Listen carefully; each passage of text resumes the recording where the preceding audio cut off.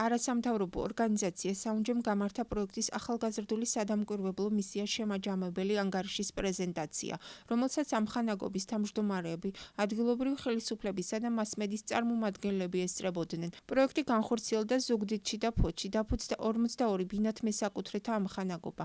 პროექტის ფარგლებში გაიმართა 56 საინფორმაციო შეხვედრა მობინადრეებთან. ჩატარდა 42 სადამფუძნებლო კრება, 12 ტრენინგი ამხანაგობის თავმჯდომარეებისათვის. ხოლო 10-ზე მეტი შეხვედრა ფოთისა და ზუგდიდის მერიაში.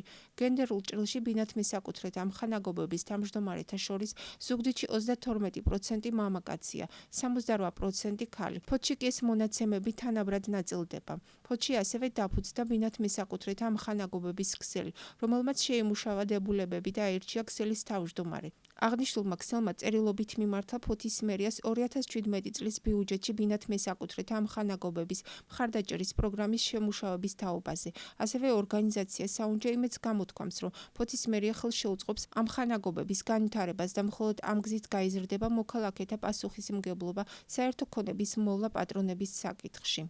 პროექტის ბინათ მესაკუთრეთა ამხანაგობების განვითარება ფარგლებში ქალაქ ფოთში ჩამოყალიბდა 20 ბინათ მესაკუთრეთა ამხანაგობა, 20-ვე კორპუსის მაცხოვრებლებმა მიიღეს ინფორმაცია ბინათ მესაკუთრეთა ამხანაგობის სიკეთეების შესახებ და ეს არის საერთო ქონების მოვლა პატრონობის ძალიან მნიშვნელოვანი მექანიზმები და განსაკუთრებით ასევე აღსანიშნავია, რომ ქალაქ ფოთის თვითმმართველობა მზაობას გამოთქვამს იმისთვის, რომ 2017 წელს შეიქმნას ქალაქ ფოთის ბინათ მესაკუთრეთა ამხანაგობის მხარდაჭერის პროგრამა და ამხანაგობებსა და თვითმმართველობას შორის დაწყებული თანამშრომლობა თვალსაჩინო გახდება ქალაქ ფოთში და ეს დაეწყობა ფოთში არსებულ საერთო მრავალბინიან კორპუსებს, სადაც მოქალაქეები შეძლებენ უკეთ მართონ და განავითარონ საკუთარი კორპუსები და ასევე მოვლილი იქნეს ის ინფრასტრუქტურა, რომელსაც პერიოდულად არემონტებს თვითმმართველობა.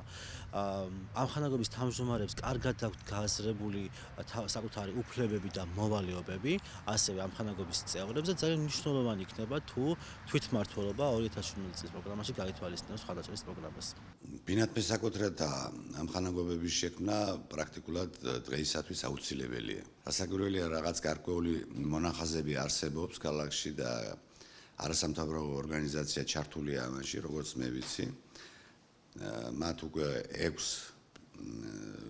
მრავალბინიან საცხოვრებელ კორპუსში განახორციელեն რეგისტრაცია ბინათ მესაკუთრეთა ამხანაგობის.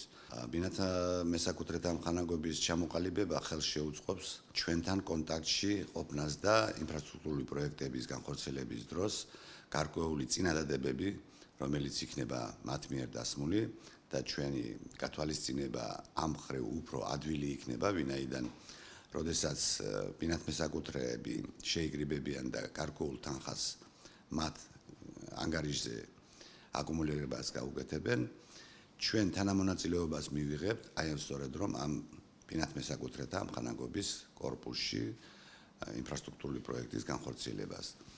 თუნდაც სახურავის მიმდინარე თუ კაპიტალურ რემონტს, ასევე საკანალიზაციო ქსელის კეთილმოწყობას და გაუმჯობესებას და ფასადის მოპირკეთებას. მაგრამ ჩვენი ბინათ მესაკუთრეები უნდა იყვნენ გარკვეული საკითხში, რომ მთლიანად 100% დაფინანსება ამ შემთხვევაში არ იქნება თვითმმართველობიდან. ჩვენ მონაწილეობას მივიღებთ, რასაკვირველია, უფრო დიდი ოდენობით, საპროცენტო მოცულობა ჩვენი უფრო დიდი იქნება, მაგრამ სიმბოლური ხასიათი უნდა მიეცეს ჯერჯერობით და შემდგომ უნდა გაიზარდოს ის წილი, რომელიც იქნება ამ მესაკუთრეთა შეგროვილი თანხიდან.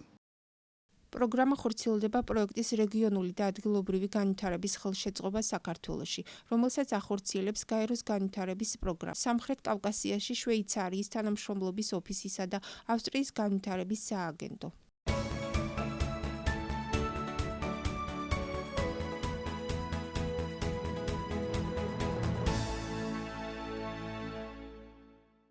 სახელმწიფო ჰიდროგრაფიულ სამსახურში ერთკვირიანი ტრენინგები დაიწყო, რომელსაც ოდესის სახელმწიფო ეკოლოგიური ინსტიტუტის სამეცნიერო კვლევითი ჯგუფი ატარებს.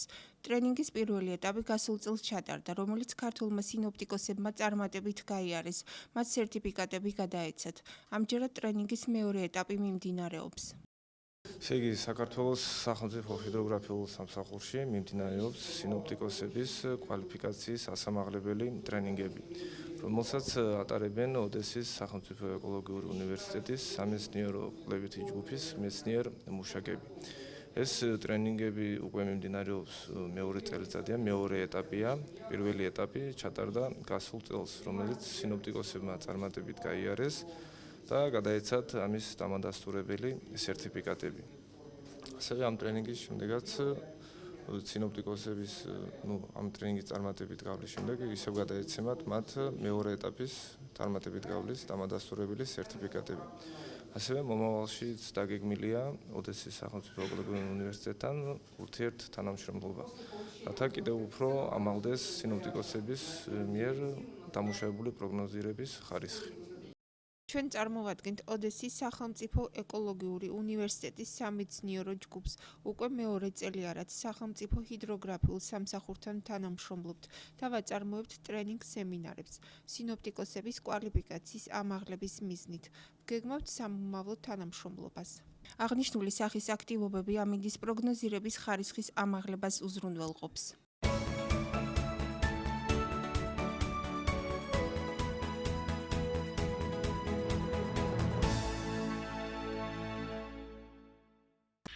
ჩვენმა გადამღებმა ჯგუფმა ჩოხატაურიდან გეზი სოფელ ჩხაკაურასკენ აიღო. გზად ხეობის უმშვენიერეს პეიზაჟებს მივყვებით. ამჯერად ოთარ გიორგაძეს საკალმახეს ვსტუმრობთ, რომელმაც ზღვის დონიდან 1000 მეტრ სიმაღლეზე მთის მდინარის წყალში თევზის მოშენება გადაწყვიტა. ერთ-ერთი მიზანი, რაც მქონდა ეს ბავშვობიდან 6-7 კლასიდან, რომ მე მყოლოდა აქ თევზი, კალმახი, ეს უკვე მივაღწიე ნამდვილად, მაგის მოყოფილი ვარ. ოთარმა წლების შემდეგ საკუთარ თანასოფლელებთან კოოპერირებით ბავშვობის ოცნება რეალობად აქცია და 5-წევრიანი კოოპერატივი სამეგობრო 2014 ჩამოაყალიბა. გაერთიანებული ძალებით კოოპერატივი წელიწადში დაახლოებით 10 ტონა თევზს აწარმოებს.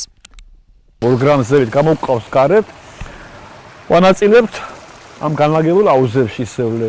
გასაყიდისას მიყავთ და ჩვენ დასატირებულებად ერთობრივად ვიტიებთ. რამდენი სკვირდება ჩვენ. პატარა ბავშვს არ დაჭირდება ამდენი ზრუნვა, ამას მჭირდება.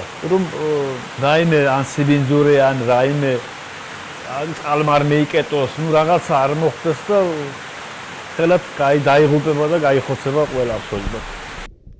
როგორც ოთარი ამბობს, კოოპერატივის ჩამოყალიბებამ სამეგობროს წევრებს წარმოების მოცულობის ზრდის საშუალება მისცა. 10 ტონამდე სადის რა დაახლოებით. 10 ტონა კი დაახლოებით 1 წელი უნდა რომ გაიზარდოს თევზი გასაყიდად.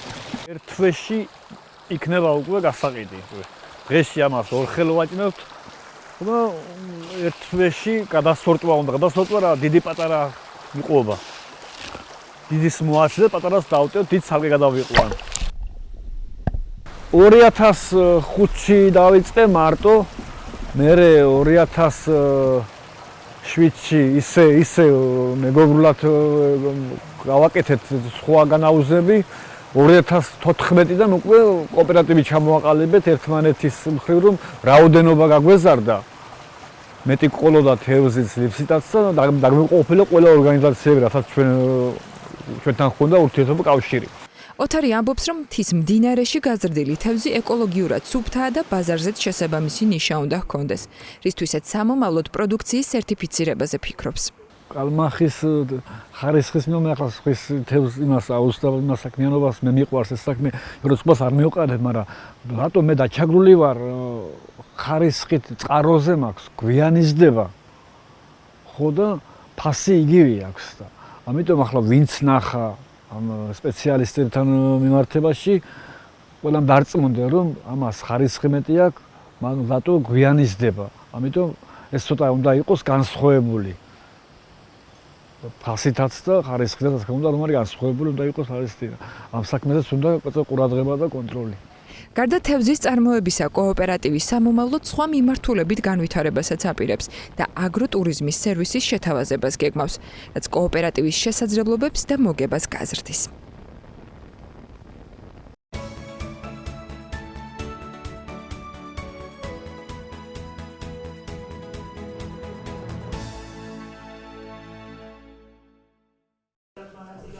მედია ბიზნესის მთავარი გამოწვევების გაანალიზებისა და მდგრადობის გასაძლიერებლად მედია ბიზნესის პირველი ბრეინშტორმინგ ლაბორატორიის შეხვედრა გაიმართა. ღონისძიებაში ქართული მედია საშუალებების წარმომადგენლებთან ერთად ვიშეგრადის ქვეყნების ექსპერტებიც მონაწილეობდნენ. პირველი ბრეინშტორმინგ ლაბორატორიის ფარგლებში გამართულ სამუშაო შეხვედრის მეორე სესია ჯგუფურ ფორმატში წარიმართა და ტელევიზიის, რადიოს, ბეჭდური მედიისა და ონლაინ მედიის ჯგუფები შეიკრა.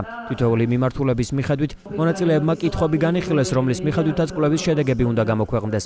ღონისძიება საქართველოს რეგიონულ მაუწყებელთა ასოციაცია უკრაინის მაუწყებელთა დამოუკიდებელი ასოციაციასთან პარტნიორობით ახორციელებს. მედია ბიზნესის პირველი ბრეინშტორმინგ ლაბორატორიის შეხვედრა 2 დღიანია და 1 დეკემბერს დასრულდება.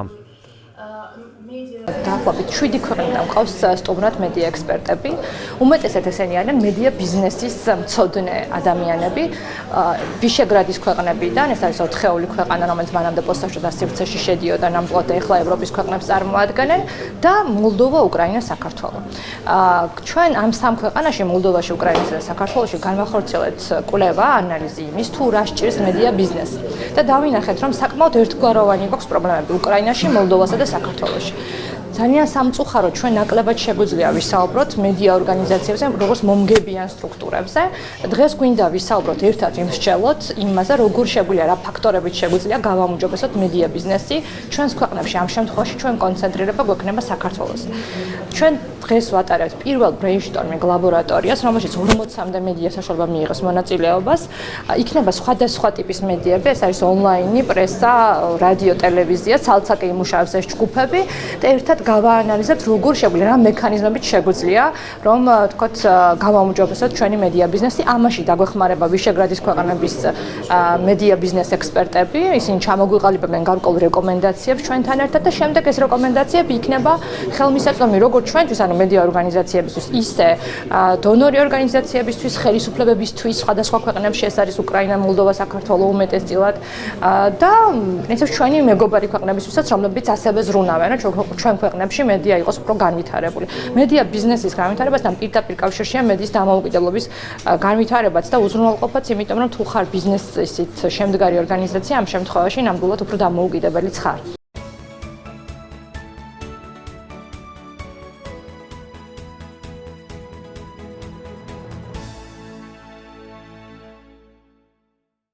თვითრეგულირების მექანიზმის გაძლიერება რეგიონულ მაუწყებლობებში. გარბმა საზოგადოებას პროექტის 9-თვიანი მუშაობის შემაჯამებელი ანგარიში წარუდგინა. ჩვენ ქვეყანაში ჩვენ დასაბედნიეროთ მაუწყებლობა უმეტესად თვითრეგულირდება. ეს ნიშნავს იმას, რომ თუ კი ვინმეს რაიმე პრეტენზია აქვს მაუწყებლის საქმიანობის მიმართ, მას შეუძლია მიმართოს მაუწყებლს. ყველა მაუწყებელს აქვს თვითრეგულირების ორგანო, რომელიც განიხილავს საჩივრებს და შეუძლია დააკმაყოფილოს ან არ დააკმაყოფილოს ეს საჩივარი. ცუდი იყო ის, რომ მიუხედავად იმისა, რომ 2009 წლიდან გვაქვს ეს თვითრეგულირება და ესეთი საბჭოები, ძალიან იშვიათია მომართვიანობა მაყურებელთა მხრიდან. ჩვენ ვეცადეთ, რომ გაგვეუმჯობესებინა, მიგვეწოდებინა ინფორმაცია ჩვენი მაყურებლისთვის, რომ ვართ მზად, თუ კი რაიმე გადაცდომა აქვს მაუწყებელს, განიხილოს. ამან გარკვეულწილად კარგად იმუშავა 2016 წელს, გაზრდილია მომართვიანობა მაუწყებლისადმი, რაში გვეხმარება ის, რომ თვითრეგულირება გავამოჯობესოთ. ბოლო პერიოდში არის ტენდენცია იმის, რომ თვითრეგულირებებიდან გარკვეულმა პუნქტებმა გადაინაცვლოს კანონში, ანუ რეგულირებაში. რეგულირება გარკვეულ საფრთხეებს შეიცავს მედიისთვის, იმიტომ რომ შეიძლება რაღაც გამო დახსაჯონ, ავტორიზაცია შეგიჩერონ და ასე შემდეგ. რეგიონულ ტელევიზიებში თვითრეგულირების მექანიზმის გაძლიერებისთვის გატარებული რეფორმის ანგარიშის პარალელურად ღონისძიებაზე პროექტის ფარგლებში გამოცემული თვითრეგულირების პრაქტიკის ამსახველი კრებულის პრეზენტაციაც გაიმართა.